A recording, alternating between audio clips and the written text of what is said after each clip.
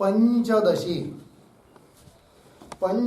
ग्रंथ में 6 नंबर का प्रकरण और उसके अंतर्गत आज श्लोक है 35 नंबर का, बराबर।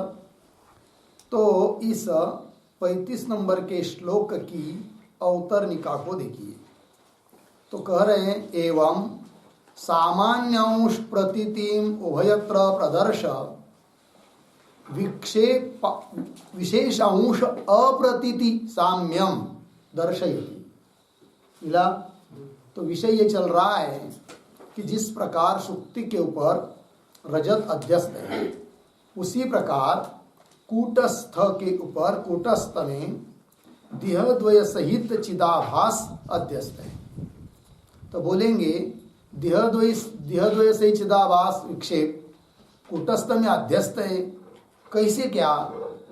तो इस बात को सिद्ध करने के लिए शुक्ति रजत इस दृष्टांत का और इधर सिद्धांत जो बताया उसके साथ, सिद्धांत कौन? कूटस्थ के ऊपर देहद्वय सहित चिदाभास अध्यस्त है। तो इस दृष्टांत का और दृष्टांत का क्या साम्य है वो बताया था कल। तो क्या बताया था कि जैसे शुक्ति में इदंत्व धर्म है कि नहीं, और सत्यत्व धर्म है, वह शुक्ति में प्रतीत न होकर रूप्य में रजत में प्रतीत होता है, अध्यस्त पदार्थ में प्रतीत होता है। जब भी रजत की प्रतीति होती है शुक्ति के ऊपर, तब ऐसा लगता है कि इदम रजतम, इदम धर्म भी प्रतीत हो रहा है और सत्य लग रहा है उस समय, तभी तो आदमी लेने के लिए जाता है। तो मतलब अधिष्ठान के दो धर्म की प्रतीति रजत में आ रही है। उसी प्रकार इधर सिद्धांत में अधिष्ठानभूत जो कूटस्थ, उसके भी दो धर्म, एक स्वयंत्व आणि वस्तुता।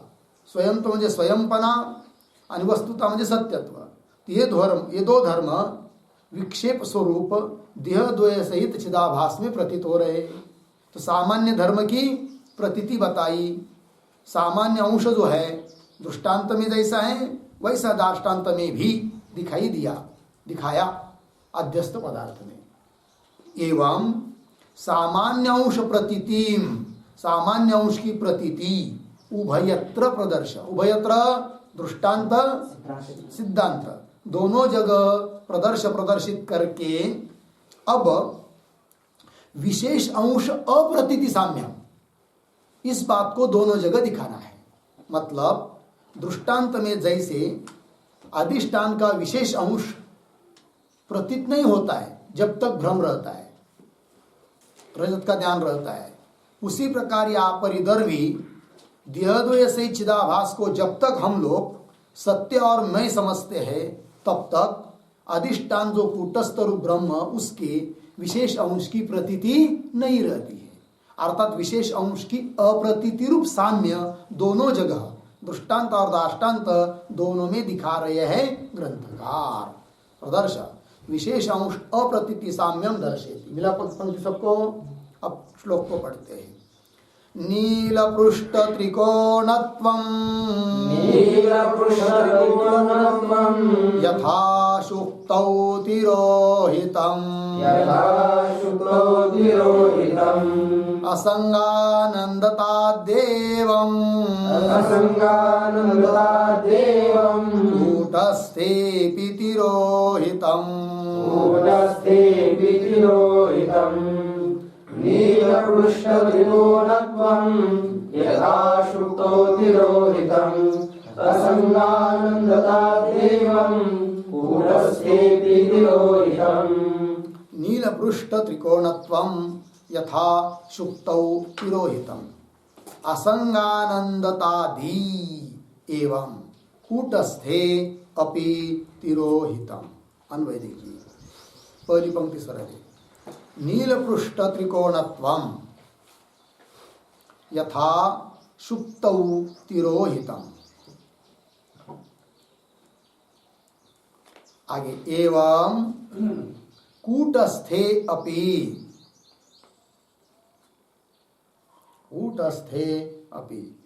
असंगानंदतादि तिरोहितम्। ठीक है, अर्थ देखिए। जब शुक्ति में रजत की प्रतीति होती है तब शुक्ति के जो विशेष धर्म वो प्रतीत होते हैं क्या? नहीं, तिरोहित हो जाते, दब जाते हैं, पता नहीं चलता। किसके द्वारा तिरोहित हुई? वो अध्यस्त रजत के द्वारा, ठीक है ना। कौन कौन? शुक्ति के विशेष धर्म। उदाहरण नील पृष्ठ त्रिकोणत्व। शुक्ति कभी देखिए, उसकी पीठ पाठ कैसी रहती है? नीली, काली काली, और बीच वाला जो भाग होता है वो अत्यंत चमकीला होता है, भयंकर चमकीला होता है, ठीक है ना जी। और पीठ देखेंगे तो नीली, तो उसका विशेष धर्म है शुक्ति का। और पुनः एक धर्म त्रिकोणत्व। शुक्ति कैसी होती है? त्रिकोणी होती है।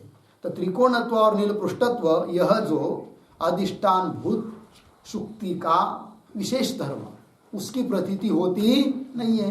अध्यास काल में अप्रतीति होती है। ये दृष्टांत में हुआ। नील पृष्ठ त्रिकोणत्वम यथा शुक्तौ तिरोहितम। तिरोहित मतलब तिरोहित हुआ, प्रतीत नहीं हो रहा है, दब गया अविद्या के कारण। और एवं, इधर सिद्धांत में अभी एवं कूटस्थे अपि, कूटस्थ में भी जो कूटस्थ के विशेष धर्म, कौन? असंग, आनंद इत्यादि। कूटस्थ हमेशा कैसा है? असंग है, किसी प्रकार का संग उसको हुआ नहीं, हो नहीं रहा है और हो नहीं सकता है, असंग है। और पुनः कैसा है? आनंद स्वरूप है, कौन? कूटस्थ। किंतु जब तक हम लोग देह और देहद्वय से चिदाभास को मैं और मेरा समझते हैं, तब तक अधिष्ठान भूत जो कूटस्थ, उसके विशेष धर्म की प्रतीति आती नहीं है। अविद्या के कारण उसका तिरोधान होता है। वही एवं कूटस्थेपि असंग आनंदतादि तिरोहितम। लग गया पंक्ति? आगे चलिए। अब आगे के श्लोक की अवतरणिका। साम्यांतरम दर्शयति, है कि नहीं? और भी कुछ साम्य है दृष्टांत और दाष्टान्त में, वो भी बता रहे हैं। दो प्रकार का साम्य अभी तक दिखाया। दो प्रकार का साम्य कौन? सामान्य अंश की प्रतीति दोनों जगह है और विशेष अंश की अप्रतीति दोनों जगह है। अब और भी क्या साम्य है भाई दृष्टांत दाष्टान्त में? तो कह रहे हैं श्लोक के माध्यम से। आरोपितस्य दृष्टान्ते, आरोपितस्य दृष्टान्ते रूप्यं नाम यथा तथा, रूप्यं नाम यथा तथा, कूटस्थाध्यस्त विक्षेप, कूटस्थाध्यस्त विक्षेप, नामाहमिति निश्चयः, नामाहमिति निश्चयः। आरोपितस्य दृष्टान्ते रूप्यं नाम यथा तथा, कूटस्थाध्यस्त विक्षेप, नामाहमिति निश्चयः। आरोपितस्य दृष्टान्ते रूप्यं नाम यथा तथा कूटस्थाध्यस्त विक्षेप नाम अहम इति निश्चयः। अन्वय दृष्टान्ते आरोपितस्य रूप्यं नाम यथा तथा, आगे सरले, कूटस्थाध्यस्त विक्षेप नाम अहम इति निश्चय। हो गया अर्थ देखिए। दृष्टान्ते, दृष्टांत में आरोपितस्य, आरोपित जो कौन? रजत, उसका नाम क्या? रजत किंवा रूप, रूप्यम नाम यथा। रूप्यम नाम मतलब उसका नाम है क्या? रूप्य किंवा रजत, ये नाम है किसका? आरोपित पदार्थ का, ठीक है। जिस प्रकार तथा उस प्रकार कूटस्थ अध्यस्त, कूटस्थ में अध्यस्त है कौन? विक्षेप। विक्षेप शब्द से क्या लेंगे? देह द्वय सहित चिदाभास, विक्षेप। अब उसका नाम क्या है फिर? अध्यस्त। विक्षेप का नाम क्या है? तो विक्षेप नाम, उसका नाम अहम इति निश्चय। अहम यह निश्चय। हम लोगों का, कोई भी मनुष्य का अहम करके निश्चय किसके बारे में है? अहम शब्द से किसको समझते हैं?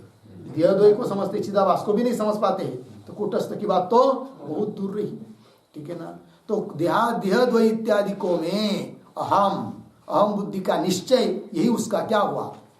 विक्षेप का नाम है। लग गया पंक्ति। चलिए अब टीका को देखिए। आरोपितस्य इति दृष्टान्ते, दृष्टान्ते प्रतीक है भाई, उसका अर्थ कर रहे शुक्ति स्थले आरोपित पदार्थस्य रूप्यम नाम, रूप्यम नाम प्रतीक, उसका अर्थ कर रहे चावी काट, चावी पुस्तकावर बाजूला चमकती, रूप्यम नाम ये प्रतीक है, उसका अर्थ कर रहे रूप्यम इति नाम, यथा रूप्य ये क्या है नाम, यथा अर्थ देखिए। दृष्टांते, दृष्टांत जो है शुक्ति रजत का, उसमें शुक्ति शुक्ति स्थले, शुक्ति स्थल में आरोपित पदार्थ से, आरोपित जो पदार्थ है कौन, रूप्य, उसका नाम क्या है रूप्यम नाम। रूप्यम नाम मतलब रूप्यम इति नाम, रूप्य यह उसका नाम है, यथा जिस प्रकार। एवं अब सिद्धांत में, एवं कूटस्थे कल्पितस्य, कूटस्थ में कल्पित जो कौन, चिदाभास रूप विक्षेपस्य, चिदाभास रूप विक्षेप किंवा देहद्वय से चिदाभास विक्षेप, उसका पूर्वोक्तस्य, पूर्वोक्तस्य चिदाभास रूप विक्षेपस्य, पूर्वोक्त मतलब अभी पीछे 33 नंबर के श्लोक में कहा हुआ विक्षेप, उसका अहम इति नाम इत्यर्थ, उसका नाम क्या है अहम। दार्ष्टान्त में विक्षेप का नाम क्या है अहम, दृष्टांत में विक्षेप का नाम क्या है रूप्यम, बराबर। और रज्जु सर्पस्थल में विक्षेप का नाम क्या है सर्प, हो गया इस प्रकार। अब आगे चलिए, आगे के श्लोक के अवतरने का। ननु दृष्टान्ते पुरोवर्तिनी शुक्ति शकले इंद्रिय सन्निकर्षे जाते सति रूप्यम इदम इति तद अतिरिक्त रजताभिमान उपपद्यते। दृष्टांत में हुआ तक शंका। अब सिद्धांत में न एवं दार्ष्टान्त के आत्मातिरिक्त वस्तु अभिमान इति आशंक्य, यहाँ तक आशंका हुई तो उत्तर देंगे आगे अत्रापि। तो पहले शंका को समझ लेते हैं, एक एक बात को। दृष्टांत में जो शंका है उसको पहले समझेंगे, सूक्ष्मता है, थोड़ा ध्यान दीजिए। ननु दृष्टान्ते पूर्ववर्तिनी शुक्ति शकले, दृष्टांत में पूर्ववर्ती मतलब सामने रखा हुआ कौन, शुक्ति। शकल, शकल शब्द का अर्थ होता है टुकड़ा, शुक्ति का टुकड़ा, शुक्ति का एक भाग, क्योंकि शुक्ति क्या होती है, ऐसे दो मिलाएंगे तब एक पूरी शुक्ति होती है, और वो टूट जाती है, उसके अंदर का कीड़ा कहीं चला जाता है, फिर जो अलग अलग भाग हुए तो एक एक क्या हुआ शुक्ति शकल, ठीक है। तो देखिए दृष्टांते, दृष्टांत में पूर्वोक्ते सामने रखे हुए शुक्ति शकले, शुक्ति के उस टुकड़े में क्या होता है, इंद्रिय सन्निकर्षे जाते सति, है कि नहीं। अंतकरण की वृत्ति नेत्र के द्वारा निकलकर इंद्रिय, उस इंद्रिय का अर्थात नेत्र का उस शुक्ति के साथ क्या होता है, सन्निकर्ष होता है, वह इतना। हाँ, तो इंद्रिय सन्निकर्षे जाते सति, इंद्रिय सन्निकर्ष होने पर रूप्यम इदम इति, तो तुरंत क्या यह रूपा है, ऐसा ज्ञान उत्पन्न हो जाता है, ये वृत्ति उत्पन्न हो जाती है। लेकिन वो कैसे, तद अतिरिक्त, शुक्ति हुन अतिरिक्त, अधिष्ठान भूत जो शुक्ति, उस शुक्ति हुन अतिरिक्त रूप्यम, ऐसी बुद्धि उत्पन्न वहां पर होती है।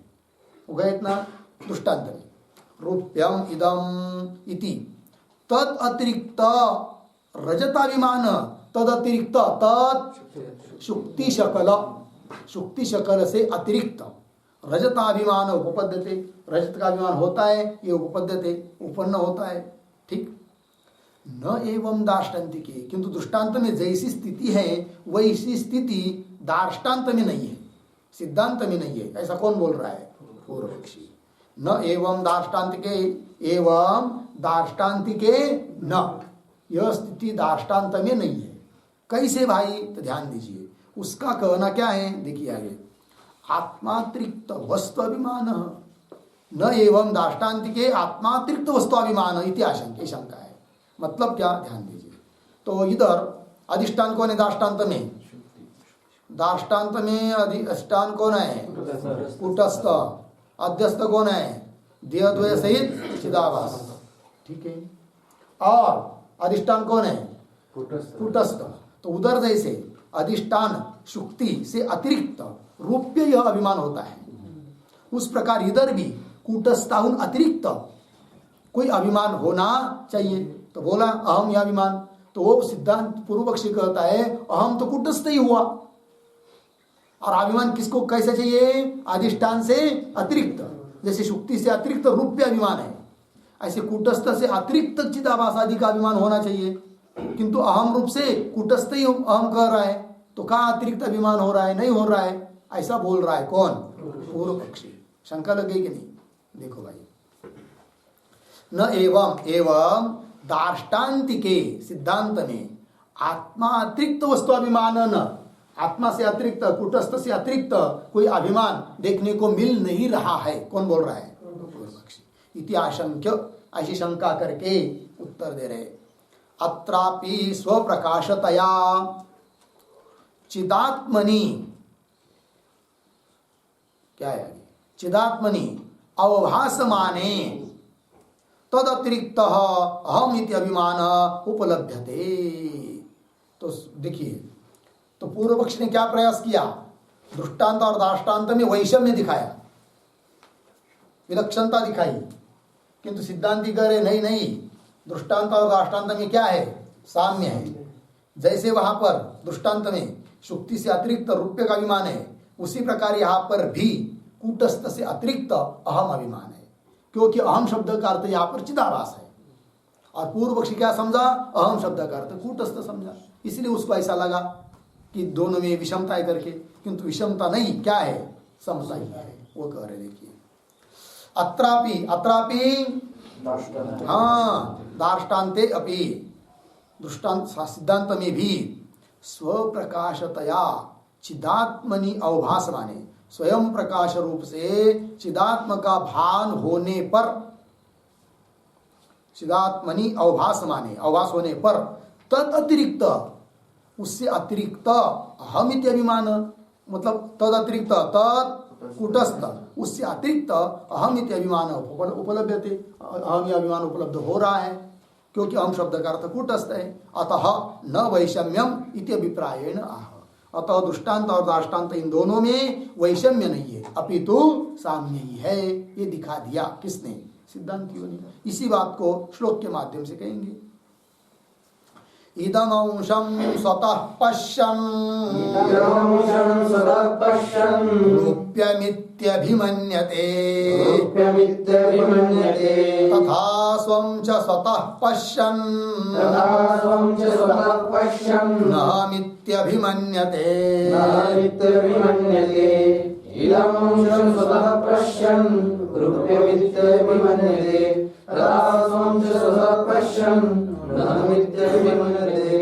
इदम अंशः स्वतः पश्यन् रूप्यम इति अभिमन्यते तथा स्वं च स्वतः पश्यन् अहम इति अभिमन्यते। ठीक है जी, अन्वय। स्वतः इदम अंशं पश्यन्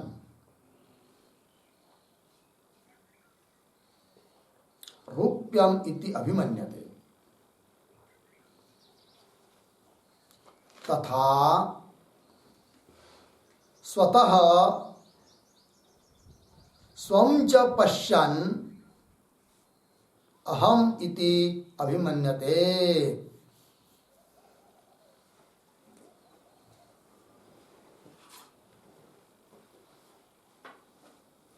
ठीक है, अर्थ देखिए।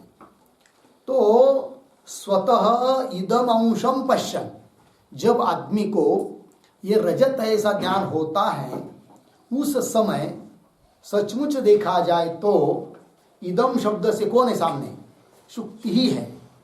ठीक है ना?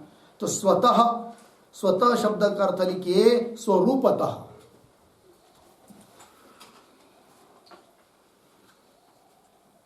तो अर्थ देखिए, स्वतः इदम अंशम पश्य, मतलब स्वरूपतः इदम अंश को ही देख रहा है आदमी। कब? अध्यास काल में, रजतम ऐसा अध्यास होते समय। इदम शब्द से किसको समझ रहा है? स्वरूपतः जो इदम है उसको ही देख रहा है, किंतु अभिमान कर रहा है रूप्यम, ये रूप आए करके। इदम अंश को देखता हुआ भी इदम शुक्ति ऐसा अभिमान नहीं कर रहा है।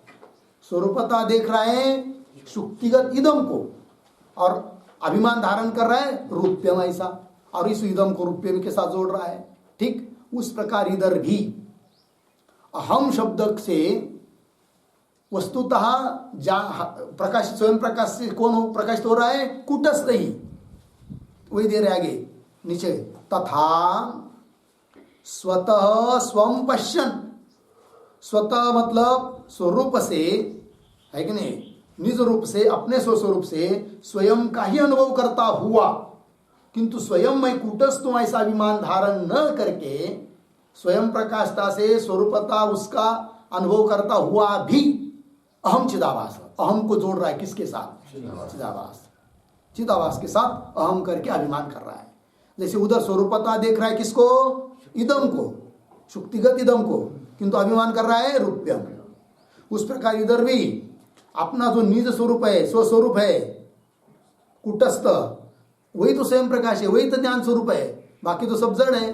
तो अहम वृत्ति उत्पन्न हो रही मतलब उसका अनुभव कर रहा है, तो भी अभिमान धारण कर रहा है चिदाभास का, विक्षेप का। तो दोनों में समानता हुई दृष्टांत और दृष्टांत में।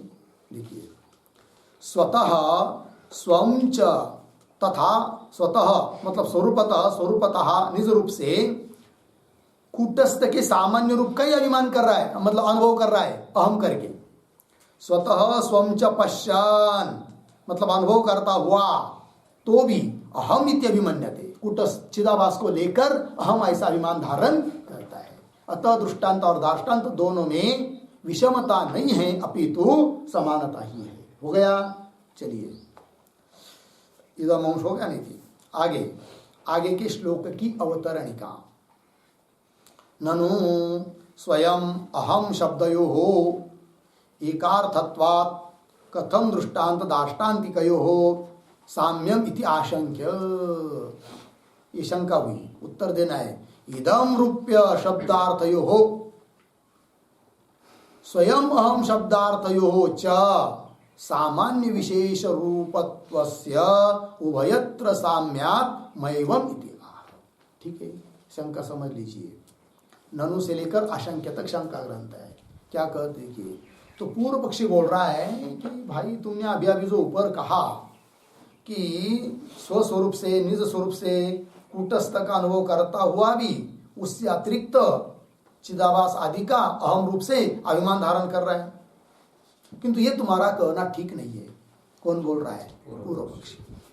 क्योंकि जो तुम कह रहे हो कि स्वयं का मतलब कूटस्थ का अनुभव करता हुआ भी अहम ऐसा चिदाभास के साथ अभिमान धारण कर रहा है करके, किंतु स्वयं और अहम ये दो है ही कहा, ये दोनों एक ही है। कौन बोल रहा है? पूर्व पक्षी। मतलब उसका कहना है कि हे सिद्धांति, तुम कह रहे कि स्वयं रूप से कूटस्थ का अनुभव कर रहा है किंतु अहम धारण कर रहा है चिदाभास का, किंतु नहीं, अहम चिदाभास में कहा है? जो स्वयं है ना वही तो अहम है, कूटस्थ में ही है, अधिष्ठान में ही है, दोनों स्वयं और अहम। उससे अतिरिक्त अभिमान है ही नहीं। जैसा कि दृष्टांत में अतिरिक्त अभिमान है। अतिरिक्त क्या अभिमान है दृष्टांत में? शुक्ति से अतिरिक्त रजत का अभिमान है कि नहीं? वैसा यहाँ नहीं, क्योंकि यहाँ पर भले तुम कह रहे हो कि स्वयं शब्द से कूटस्थ का अनुभव कर रहा है और अहम शब्द से चिदाभास का अभिमान हो रहा है करके। स्वयं शब्द से अनुभव हो रहा है किसका? कूटस्थ का। और अहम शब्द से अभिमान धारण कर रहा है किसका? चिदाभास का। ये किसने कहा? सिद्धांति ने उत्तर दिया। किंतु पूर्व पक्षी कहता है स्वयं और अहम दोनों एक ही तो है, दो अलग अलग है नहीं है कि नहीं? तब तुम्हारा ये कहना ठीक नहीं है। और हमारी शंका ठीक ही है। क्या शंका हमारी? कि दृष्टांत और दाष्टान्त में विषमता है, क्योंकि यहां पर दाष्टान्त में कूटस्थ से अतिरिक्त, आत्मा से अतिरिक्त कोई अहम का अभिमान हो ही नहीं रहा है। पूर्व पक्षी ने, सिद्धांतियों ने बताने का प्रयास किया, किंतु पूर्व पक्षी ने क्या कहा कि तुम अहम को अलग क्यों समझ रहे हो? स्वयं और अहम दोनों अलग नहीं है, अलग अलग नहीं है, दोनों एक ही है। अतः दृष्टांत और दाष्टान्त में विषमता है। कौन बोल रहा है? पूर्व पक्षी। देखिए पंक्ति, ननु स्वयं अहम शब्दयोः। समझ में आया? स्वयं और अहम इन दो शब्दों का, स्वयं अहम शब्दयोः एकार्थत्वात् मतलब दोनों का अर्थ एक ही होने के कारण, कथम दृष्टांत दाष्टान्तिकयोः साम्यम, अर्थात दृष्टांत और दाष्टान्त दोनों में साम्य है। कथम, अर्थात साम्य है नहीं, अपितु विषमता है। कथम दृष्टांत दाष्टान्तिकयोः साम्यम इति आशंक्य। समझ में आया कि नहीं? कौन बता सकते हैं? शंका क्या क्या क्या तात्पर्य है पूर्व पक्षी का? कौन बताएंगे? पूर्व पक्षी का कहने का अभिप्राय क्या है? जिस प्रकार शुक्ति से अलग रजत का भान है, उसी प्रकार आपने जो मुख्य दाष्टान्त में कहा है कि उनमें दाष्टान्त भी उसी प्रकार है। और कौन बताएंगे? हाँ हृदय। कूटस्थ से अलग चिदाभास जो है उसका अलग तरह से अभिमान जो धारण करते हुए आप कह रहे हैं, ऐसा नहीं, क्योंकि आप बोल रहे स्वयं और अहम शब्द है एक ही, लेकिन वो एक नहीं है। थोड़ी गड़बड़ हुई अंतिम में। पूर्व पक्षी का सिद्धांति कह रहे स्वयं और अहम अलग है, तब तो साम्य हो जाता है दृष्टांत दाष्टान्त में। किंतु पूर्व पक्षी क्या कहता है? स्वयं और अहम अलग होते तब दृष्टांत दाष्टान्त में समानता हो जाती, किंतु स्वयं और अहम दोनों एक ही है। कौन बोल रहे हैं? पूर्व पक्षी। अतः दृष्टांत दाष्टान्त में साम्य नहीं है, अर्थात विषमता है। समझ में आया? हाँ, पंक्ति देखिए। ननु स्वयं अहम शब्दयोः एकार्थत्वादि कौन बोल रहा है? पूर्व पक्षी। दोनों का अर्थ एक ही है, और एक होने से यदि अलग अलग होते तो समानता आ जाती। किन किन में? दृष्टांत दाष्टान्त। किंतु दोनों का अर्थ एक ही है। कौन बोल रहा है? पूर्व पक्षी। एक नहीं है, किंतु पूर्व पक्षी कह रहा है एक है करके। ननु स्वयं अहम शब्दयोः एकार्थत्वात् कथम दृष्टांत दाष्टान्तिकयोः साम्यम, कथम साम्यम, अर्थात साम्यम न इति आशंक्य। समझ में आया? उत्तर दे रहे इदम रूप्य शब्दार्थयोः। तो सिद्धांति करे अरे भाई, दृष्टांत में जिस प्रकार इदम और रूप्य इन दो शब्दों का अर्थ एक नहीं है, भिन्न भिन्न है, उसी प्रकार स्वयं और अहम इन दोनों शब्दों का अर्थ भी एक नहीं है, अपितु भिन्न भिन्न है। अतः दृष्टांत दाष्टान्त में साम्य है। देखिए, इदम रूप्यम, रूप्य शब्दार्थयोः, इन शब्दों दो शब्दों के अर्थ में, और स्वयं अहम शब्दार्थयोः च, स्वयं और अहम इन दो शब्दों के अर्थों में सामान्य विशेष रूपत्वयोः उभयत्र साम्य। मतलब इन दोनों में क्या है? इधर दृष्टांत में इदम सामान्य अंश है, रूप्य विशेष अंश है, अर्थात दोनों का अर्थ अलग अलग है। बराबर। दाष्टान्त में भी स्वयं ये सामान्य अंश है और अहम यह विशेष अंश है, अर्थात दोनों के अर्थ में भिन्नता है। और दोनों के अर्थ में यदि भिन्नता है तो समानता हो गई। किंतु वो क्या समझता है? दोनों का अर्थ भिन्न नहीं है। वही इदम रूप्य शब्दार्थयोः स्वयं अहम शब्दार्थयोः च सामान्य विशेष रूपत्वस्य, एक सामान्य है एक विशेष है, रूपत्वस्य उभयत्र, मतलब दोनों जगह साम्यात्, समानता होने के कारण मैवम, ऐसी शंका मत कर। ऐसी शंका मत कर मतलब दृष्टांत और दाष्टान्त में विषमता है ऐसा मत बोल, अपितु दृष्टांत और दाष्टान्त में समानता है। और समानता किस लिए बता रहे सिद्धांती? कि जैसे शुक्ति के ऊपर रजत अध्यस्त है, उसी प्रकार कूटस्थ के ऊपर द्वय से चिदाभास अध्यस्त है। इस बात को सिद्ध करने के लिए चलिए श्लोक को पढ़ते हैं। इदन्त्वरूप्यते भिन्ने, इदन्त्वरूप्यते भिन्ने, स्वत्वाहन्ते तथेष्यताम्, स्वत्वाहन्ते तथेष्यताम्, सामान्यं च विशेषश्च, सामान्यं च विशेषश्च, युभयत्रापि गम्यते, उभयत्रापि गम्यते। इदन्त्वरूप्यते भिन्ने, स्वत्वाहन्ते तथेष्यताम्, सामान्यं च विशेषश्च, उभयत्रापि गम्यते। ठीक है, देखिए इदन्त्वरूप्यते भिन्ने स्वत्वान्ते तथा इष्यताम्, सामान्यं च विशेषः च हि उभयत्र अपि गम्यते। अन्वय इदन्त्वरूप्यते भिन्ने, तथा स्वत्वाहन्ते इष्यताम। नीचे सामान्यम च विशेषश्च ही उभयत्र अपि गम्यते। ठीक है जी। इदंत्व रूप्यते भिन्ने, इदंता और रूप्य ये दोनों कैसे है? भिन्न भिन्न है। उसी प्रकार तथा उसी प्रकार स्वत्वान्ति इष्यताम, स्वत्व स्वयंपना और अहंत अहमपना ये दोनों भिन्न भिन्न ही है। अहम है चिदाभास की तरफ और स्वयं है कूटस्थ सामान्य, सामान्य अंश है। एक सामान्य है एक विशेष है। सामान्यम च विशेषश्च। दृष्टांत में सामान्य कौन? दृष्टांत में सामान्य अंश कौन? इदम इदंत्व। और दृष्टांत में विशेष अंश कौन? रूप्य। और सिद्धांत में सामान्य अंश कौन? स्वत्व। यहाँ पर यहाँ की भाषा स्वत्व। और विशेष कौन? अहम अहंत्व। सामान्यम विशेषश्च ही उभयत्रापि गम्यते। लग गए पंक्ति? आगे चलिए। स्वयं शब्दार्थस्य सामान्य रूपत्वं स्पष्टीकर्तुं लौकिकं प्रयोगं तावत् दर्शयति। ठीक है। अब स्वयं शब्द का अर्थ सामान्य अंश है और वो अहम से भिन्न है।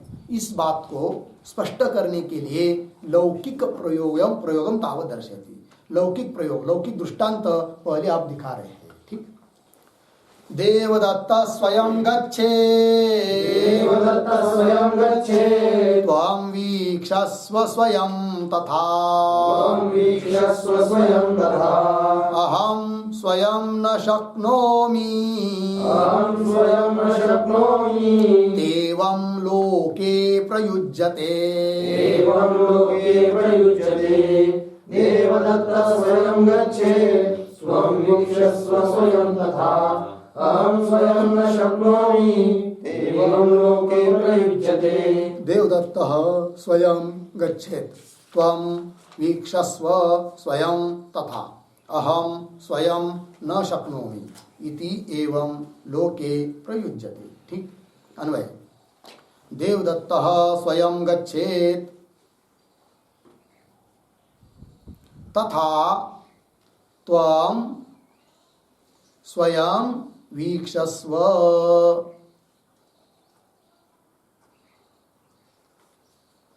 आगे अहम स्वयं न शक्नोमि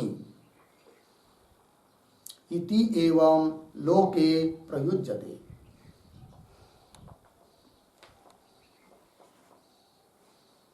हो गया?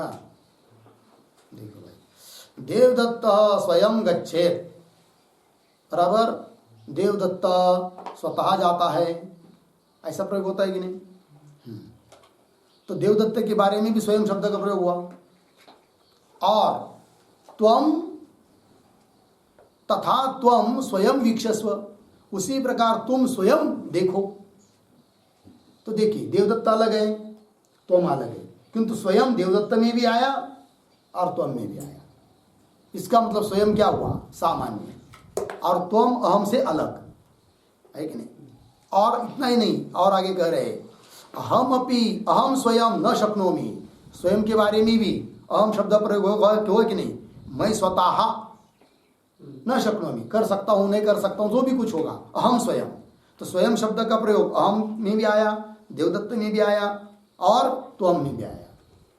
उत्तम पुरुष, मध्यम पुरुष और प्रथम पुरुष सब जगह आया कि नहीं? कौन? स्वयं। और जहाँ अहम है वहाँ त्वम नहीं, जहाँ त्वम है वहाँ देवदत्त नहीं, प्रथम पुरुष नहीं। अलग अलग है कि नहीं? इसका मतलब क्या हुआ? अहम से अलग है कौन? स्वयं। अतः स्वयं क्या हुआ? सामान्य। और अहम त्वम ये क्या हुई? विशेष। वही अहम स्वयं न शक्नोमि इति एवं लोके प्रयुज्यते। इस प्रकार लोगों में प्रयोग देखा जाता है, किया जाता है। आगे चलिए। भवतु एवं, आगे के श्लोक क्या उतरने का? भवतु एवं लोके प्रयोगः कथम एतावता स्वयं शब्दार्थस्य सामान्य रूपत्वम इति आशंक्य इदम शब्दार्थवत इति आह। ठीक है, देखो भाई, आशंक्य तक शंका।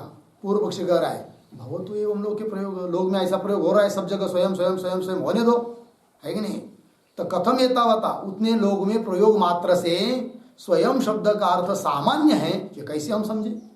कौन बोल रहा है? पूर्व पक्षी।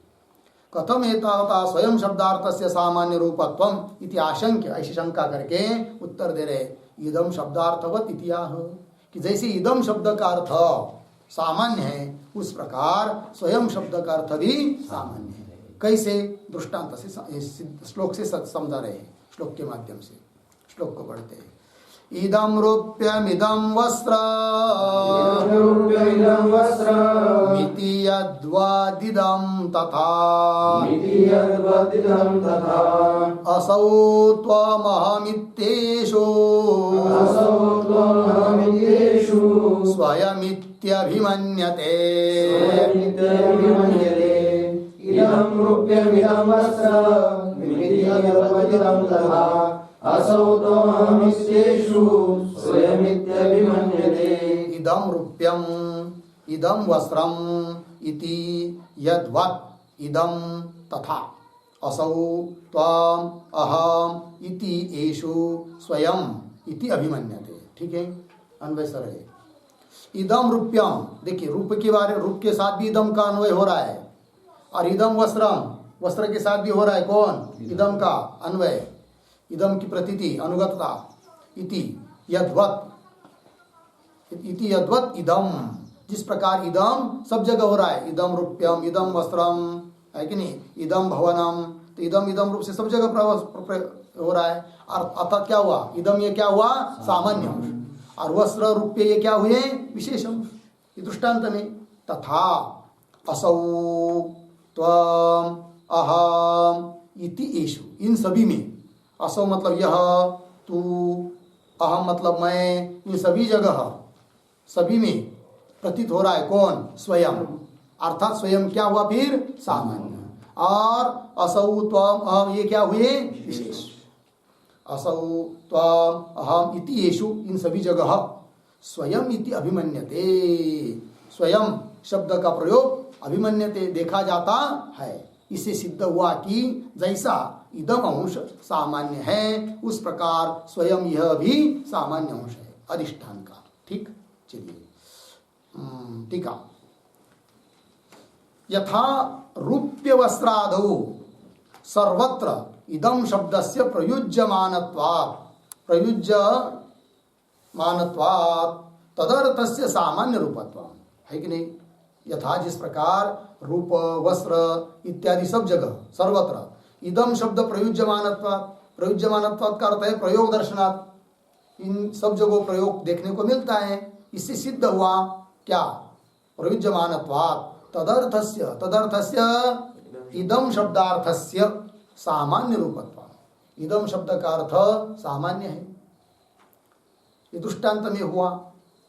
तथा, अब सिद्धांत में कह रहे हैं, तथा असौ त्वम अहम इत्यादि सर्वत्र, इन सभी जगहों स्वयं शब्द प्रयोगात्, स्वयं शब्द का प्रयोग होने के कारण तदर्थस्य, तदर्थस्य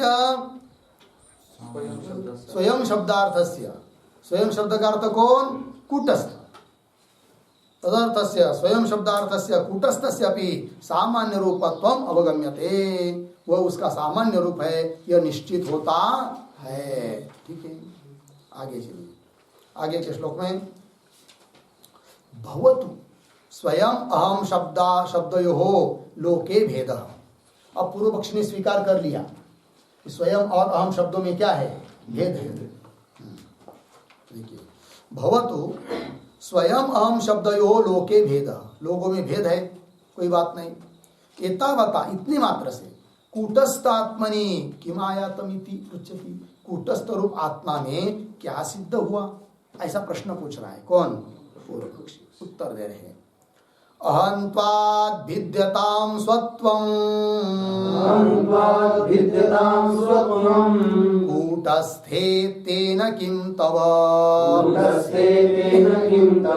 स्वयं शब्दार्थ एवैष कूटस्थ इति मे भवेत्।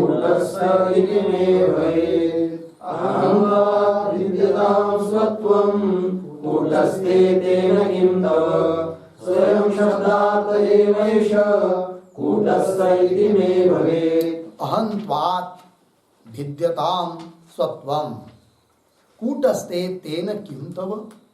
पूर्व पक्षी का ग्रंथ हुआ। नीचे स्वयं शब्दार्थ एव एष कूटस्थ इति में भवेत् उत्तर दिया। अन्वय अहंत्वात् स्वत्वं भिद्यताम अहंत्वात् स्वत्वं भिद्यताम तेन कूटस्थे तव किम तव किम। ठीक है जी। आगे स्वयं शब्दार्थ एव एष कूटस्थः इति में भवेत्। हो गया जी। अर्थ देखिए। पूर्व पक्षी कह रहा है कोई बात नहीं। अहंत्वात् स्वत्वम भिद्यताम। स्वत्व मतलब स्वयंपना, स्वयं, अहम और स्वयं इन दोनों में भेद मान लेते हैं तो हो गया भेद, कोई बात नहीं। तो भेद होने से तेना, भेद होने से कूटस्थे किम तव किम, कूटस्थ में तुम्हारा क्या सिद्ध हुआ, तुम क्या कहना चाहते हो इससे। तो बता रहे हैं सिद्धांति स्वयं शब्दार्थ एव एष कूटस्थ। फिर दोनों के दोनों शब्दों के अर्थ में भेद माना ना। कौन दो शब्द, स्वयं और अहम। उसमें स्वयं शब्द का अर्थ ही कूटस्थ है और अहम शब्द का अर्थ विक्षेप है। बस यही हमको बताना है।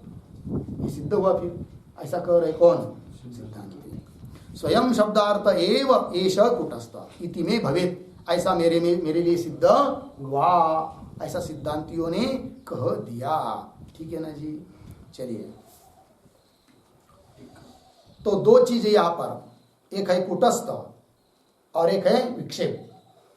विक्षेप मतलब देहद्वय से चिदाभास जो कि अध्यस्त है।